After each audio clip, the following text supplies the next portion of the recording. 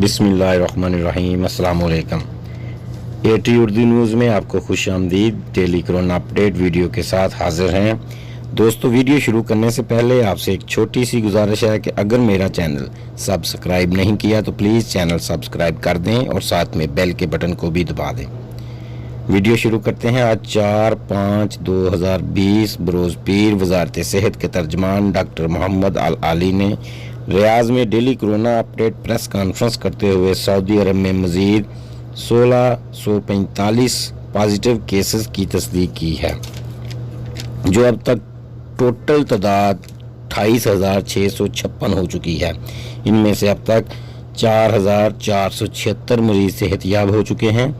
آج مزید 7 اموات ہوئیں جو ٹوٹل 191 ہو چکی ہیں۔ آج سب سے زیادہ مکہ مکرمہ 287، دمام 261، جدہ 261، جبیل 217، مدینہ منورہ 152، الحفوف 133، الریاض 131، بیش 53، الخبر 26، الطائف 14، صفوہ 13، یمبو 9، النیریہ 8، الکریات 7، المجادرہ 6، رابغ 6، زلفی 5، دریا 5، الجعفر 4، الزہران 4، تبوک 4، ارعر 4، القطیف 3 اور بریدہ 3۔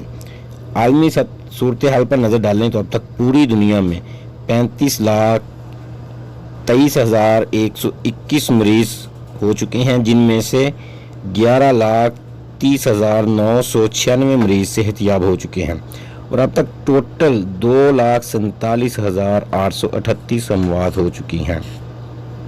دوستو، یہ تھی آج کی کرونا اپڈیٹ۔ اس کے ساتھ ہی اجازت دیجیے۔ اللہ حافظ۔